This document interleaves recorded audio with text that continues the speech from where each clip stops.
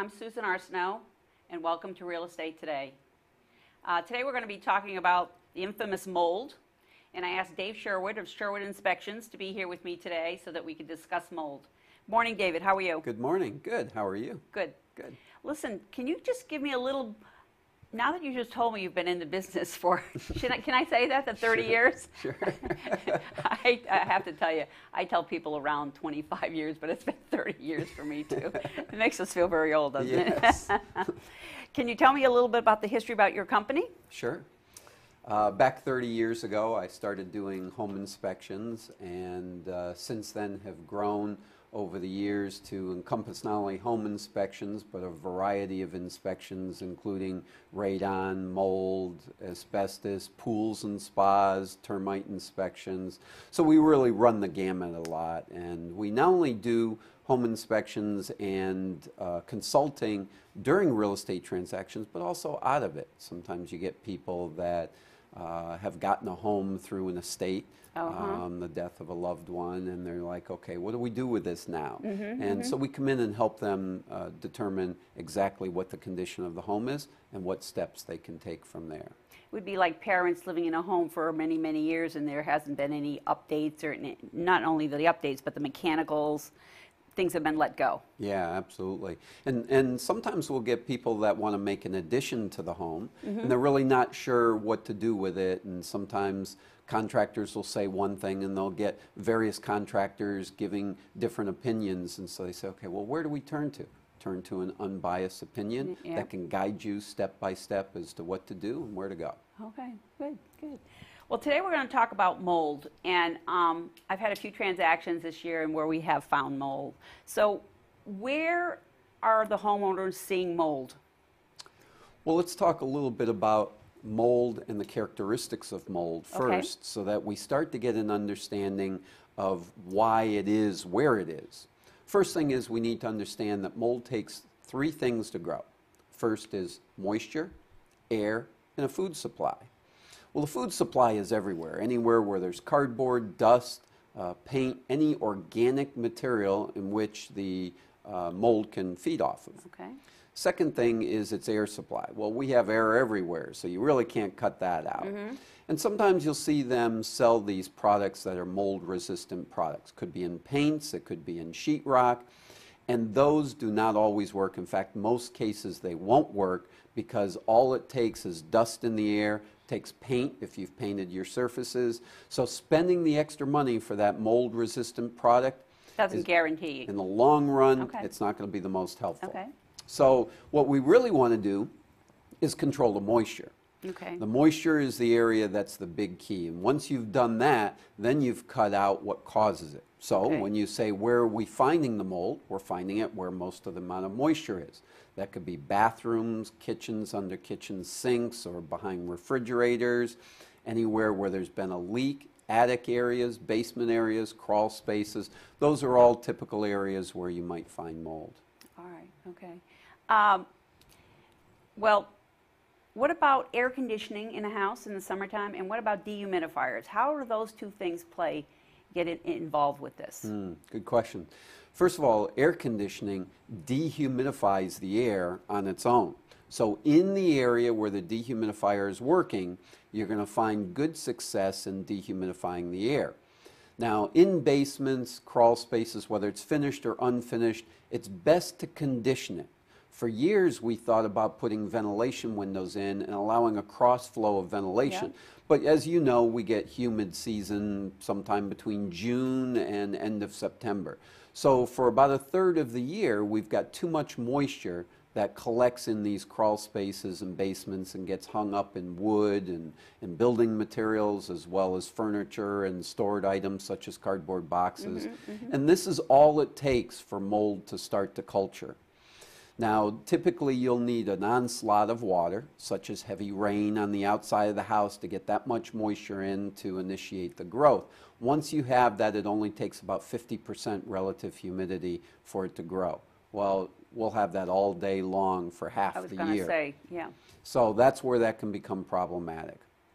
So what we want to do is, again, take a look at conditioning the space not ventilating the space. And that's where the dehumidifier comes in, or the central air conditioning. Both methods can be effective.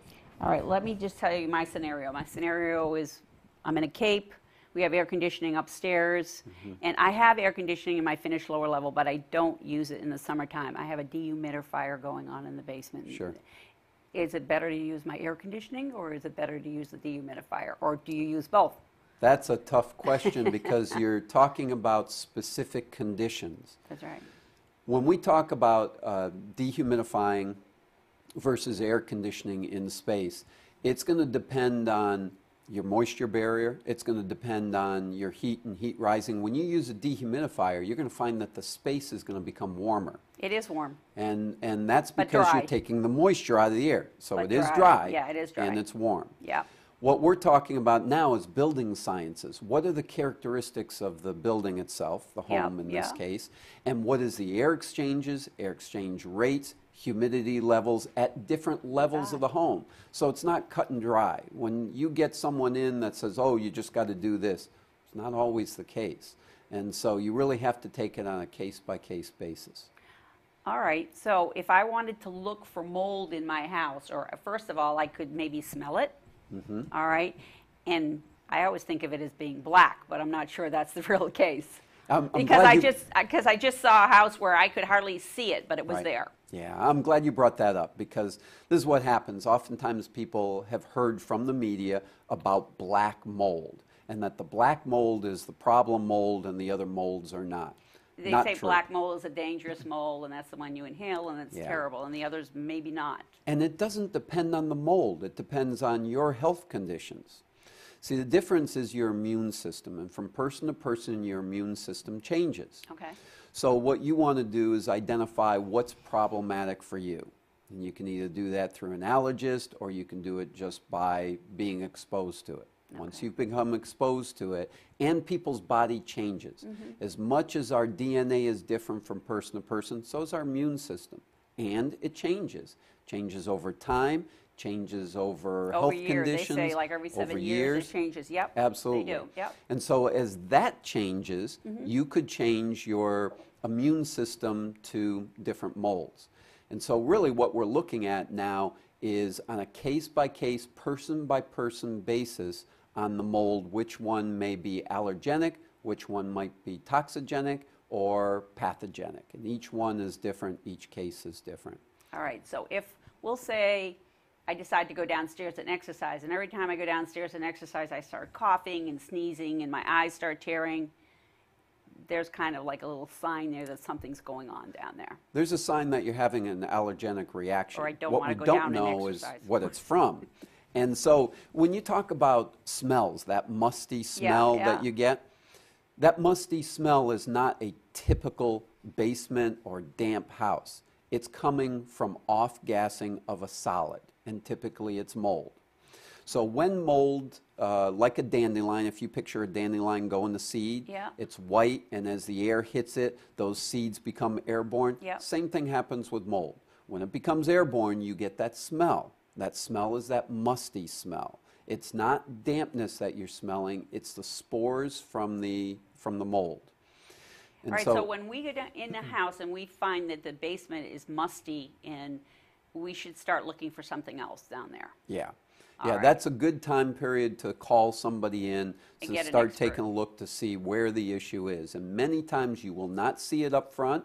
It'll take a certain kind of light or a certain angle of certain lighting in order to be able to pick up the presence of that mold. Well, I just experienced that just recently. It was on the rafters, and we looked up and we didn't, and then someone from your company came and they had a light and they kept on looking, and and then finally he said, come over here and I'll show. You know, there was just a little, it was on wood. Right. So that's another question. What does it adhere to? What does mold adhere to? Well, first let's talk about mold comes in a rainbow of colors. You can get it every color from white to black and everything in between. I've seen it orange, Really? green, yellow, brown, gray, blue, white, seen it all those colors. So when you have white on white, it's hard to show up. You have brown on brown, gray on brown, Does hard that mean to it's show a different up. kind of mold? It typically means that the enzymes of the material that it's feeding off of and the moisture content will cause it to become different. It could also be the type of mold. You take a look at a garden, for example, and you've got a bunch of different colors in there. It could be flowering one particular color at the moment, and as that flower dies off and another one comes up, it could change colors over time. Okay. And that could be the stages that the mold is going through, Oh, or all right. it could simply be different species of mold in the same location. Mm-hmm. So it kind of depends on the enzymes of the product. So that brings us to what you said is, where does the mold attach to? How does it attach?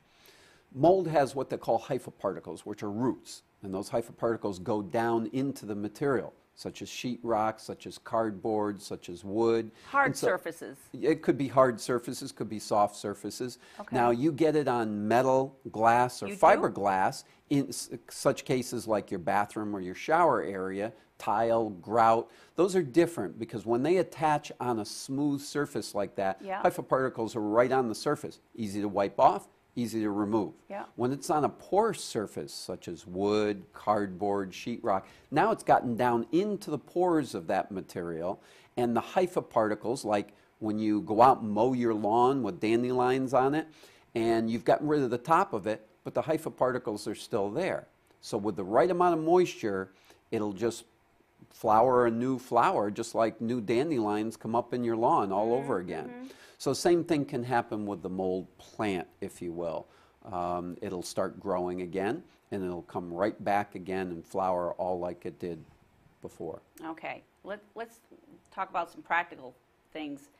If you have a leak in your house, if you have a sink that's been leaking for a couple years or a year, and then you go downstairs or you don't notice it, and all of a sudden you're seeing this mold or you're not seeing, those are warnings that you have to be careful of what's going on when you have some kind of water leak in your house, like a roof leak or a water leak. Because I've had a house this year that had mold in the attic.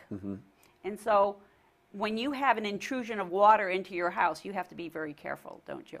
Yeah, brings up a couple of things. First, let me say very clearly, never ever try and clean mold with bleach. Bleach does not kill mold. What it does is it causes the top of the plant to be released. Some of the spores will then become released into the air. Bleach is 70% water. So what the water does is it goes down and feeds the hyphoparticles. So now the roots have just gotten the water it needs to continue to grow better and stronger. But meanwhile, you've released more seeds into the air, and they'll land someplace else, and with enough given water or moisture content in the air, it will start to flower and plant. So now you've just spread the mold. Okay. So I don't ever recommend using bleach unless it's on a non-porous surface, such as fiberglass, glass, or metal. However, there are other products, such as sporocidin, which you can get that do much better and they're not as toxic. So that would be better for that. All right, that goes to the question is, you hear about places in Florida where they demolish a building because of mold, or someone goes in and takes a whole wall down because of mold. I mean, is it being blown out of proportion a little bit? I mean, if you find a little mold in your bathroom, can't you try to get rid of it yourself? Well, that's a good question. I know, that's what you... Yeah. And well, I mean, really, I think it's gone crazy. This is what happens. When you have mold in your bathroom, again, on the fiberglass or on the ceramic, that's one thing. That's an easy cleanup. That can be resolved relatively quickly. When we start talking about getting into wood products, such as your roof rafters or your floor joists down in the basement, now you're talking about something where you've got to get a professional in to get that cleaned up. No, we're not talking about condemning the house and ripping the house down and burning it out. Many times you can easily get that clean for low cost.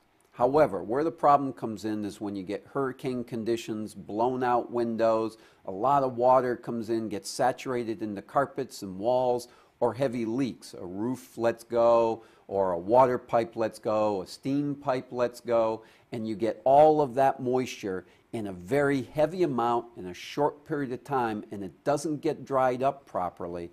that's when you got a problem. And we're still contending with ice damming from 2 years ago, where the insurance companies did not take care of the claims properly.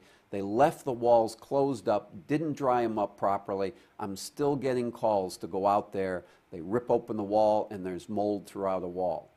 So we can't ignore this stuff. If it's taken care of up front and you get things dried out properly with heaters and proper fans and expose it all, you'll be in good shape. It's only when it gets locked in and that moisture is in there for 2, maybe 3 days tops. That's all it takes. Within 24 hours, you get the onset of mold starting to grow.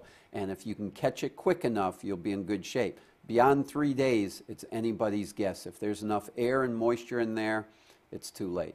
What would you say to the general public, the homeowner out there who has a house and he's not suspecting mold? What would you tell him to do?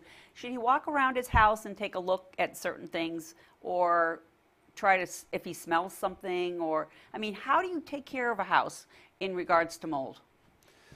The biggest thing is the area in the bathroom and attic spaces and then basements. And so, all right, wait a minute. Bathrooms, attic, and basements. Okay. Correct. Yep. And in these 3 areas, the biggest key is proper conditioning of that environment. Now, bathrooms is easy. You want to condition it by an exhaust fan. You want it to be 80 to 110 CFM, depending on the square footage of the bathroom. And you want it venting to the exterior, not into the soffit in the attic, not down into the eave area. That's where problems start creeping up. That's right. Get it exhausting out to the exterior. Yep. The pipe that goes from the vent fan to the exterior needs to be insulated so you don't get condensation up into the attic area. Speaking of condensation in the attic area, ventilation and a combination between ventilation and insulation in your attic is huge, big key. So get someone out, such as a professional home inspector, who can go through a calculation, determine how much ventilation you should be having, how much insulation for that area you should be having. Once it's properly insulated, you have a proper vapor barrier, and you're ventilating it properly, then you're not going to have a problem with mold, because you've got enough air motion there. Same thing with basement. Dehumidify it, but buy a dehumidifier that's set for the cubic feet of your basement area. Yep. Most people go out and they just buy a dehumidifier. They according want to make to sure, price, and they're not looking at how many square feet and then it doesn't do the job. Either it ices up, and when it becomes an ice, a block of ice, it doesn't do you any good. So you've got to make sure you've got the right dehumidifier for the right area. What about, I think we might be heading on our time here, what about remediation of the mold? I mean, if you find an amount of mold, you should have, I mean, usually the home inspector finds the mold. And then after that, you hire someone else. Well, or the home inspector comes back and they take samples. Yes. Can you walk me through that process? Sure. Whether it's in a home transaction, real estate transaction or not, the first step would be to have someone come out that understands mold and can train you and teach you about all the characteristics. Why is it there? What needs to be done to fully remediate? This is where the ball gets dropped most of the time. Most of the time people say, well, we'll just clean it up, leave it alone. And then a year later, the mold comes back again, because it was only dormant for a year and it never fully got resolved to begin with. So you want to have someone come out, maybe testing, maybe not. But if someone like one of our trained guys comes out, evaluates the situation, then what they can do is determine exactly what needs to be done. 1, to stop the mold from growing. 2, clean it up. And 3, make sure it doesn't happen again. And those are the 3 steps that we really want to make sure are done right. It's important that you have someone that is a third party to oversee remediation, because some of the remediation contractors really don't have a full handle on what needs to be done. And so our job is to make sure that they're doing it correctly. So we test first, evaluate the situation, then test. Then after that, we can determine what needs to be done for remediation. Write up a remediation plan. They go, they do the job, we oversee it, make sure it's done right, and then we test again, make sure everything's cleaned up properly. Yeah, but you're testing the air. Correct. We're testing the air. That's what we were laughing about at our inspection, because Frank had this little thing saying, where's he going to get that air? Yeah. You know, it's like, If we see that it's on the surface still, Yeah. then we'll test the surface for verification. However, most of the time, if they've done a good job, we're just testing the air. We can verify that the air got cleaned up properly. All right, so for like with this house that I'm talking about, Frank's coming in and he's gonna check the air and check to make sure that the job's been done correctly. Yes. All Yep. right. Okay. And that'll be both a visual and the air testing. Okay. And what is they call it a household mold? What is that one of the molds you're talking about? But what does that encapsulate, the household mold? Well, you know, there's a couple of names that are getting thrown around out there that are being misused. One is called lumberyard mold, and the other is household mold. What they're trying to do is they're trying to tell you, well, these things are typical. They're there anyways. And the problem is, it's the type. It's not where they came from. It's not household mold because, well, you just get it in the bathroom in the house anyways. The problem is if it's penicillium or aspergillus, cladosporium, some type of mold that someone may have allergic reaction to, that's where it's problematic and should be cleaned up.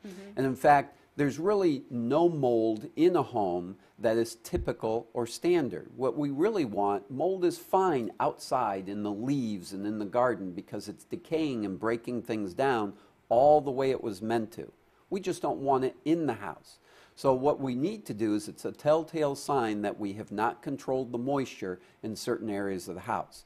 We attack that, we have less of an issue with cleanup later on. But to clean it up, it's got to be done properly. And sometimes if it's small amounts here or there, it can be done with guidance. It can be done by a homeowner.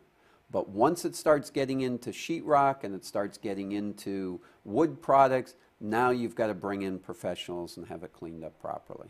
Okay. All right. Again, I don't know what to say about this. This is about mold, and we're out there every day, and people don't want to hear about it, and they're afraid of it. And then we had a attic that had remediation work done to it, and you could still see the signs of the mold. It never, I mean, so it's going to be an issue when someone else buys that house. Well, here's the thing. You want to disclose it. You know, when you talk all about... right, that's perfect. Yeah, I mean, when you talk about people getting afraid of it, people can be afraid of electricity, right? You're not going to go and grab an open wire and get yourself hurt by it. So, but you respect it. Same thing with mold. You just simply respect what causes mold to be there.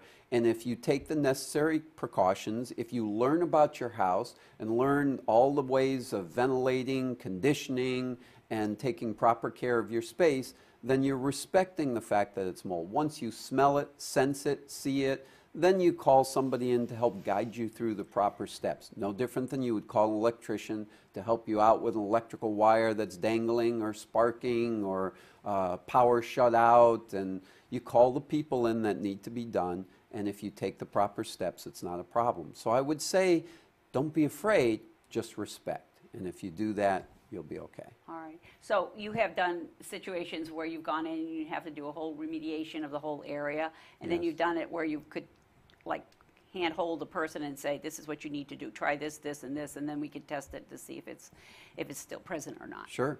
Sometimes we have people call us up and say, I got a mold problem, I can smell it. And I get out and say, it's not a mold, it's a mouse. And I say, it's right there behind this wall. And they cut into the wall, and there's a mouse nest there. You're kidding. No, we've had that happen more times than not. So every once in a while, we can go out and we can identify what it is, and sometimes it's not a mold issue at all. Really? That's pretty interesting. Yeah. And the other thing about mold is a decaying process with mold. So what is it, like eat the particle board or eat the sheetrock? And it can decay the material, but most of the time it's not. If you look at plants on the outside of your house, it's not the plants that are decaying the soil.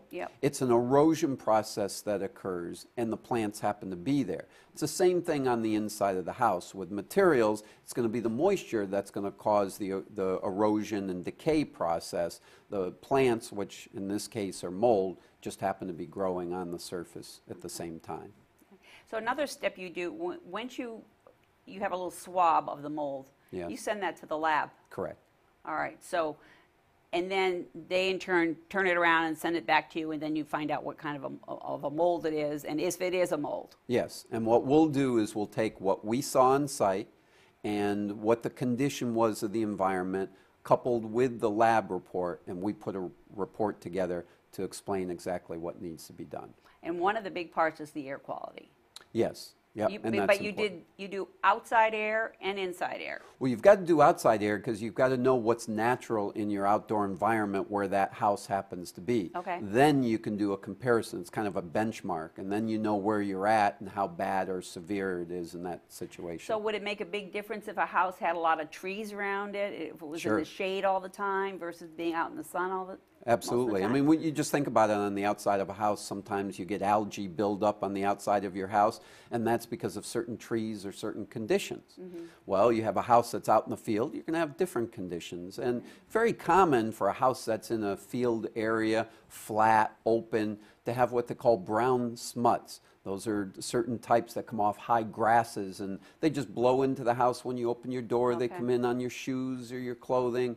That's more of what they call about household mold, and that's usually very small amounts and usually nothing that would cause indoor-borne contamination, as they call it.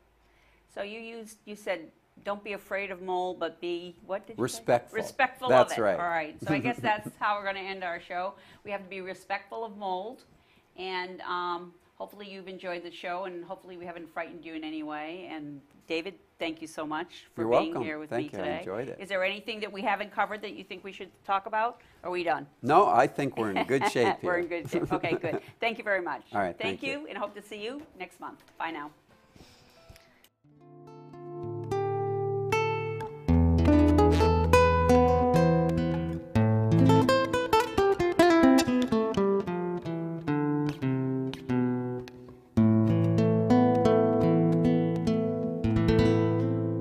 Funding for Simsbury Community Television is provided in part by contributions from viewers like you. Thank you.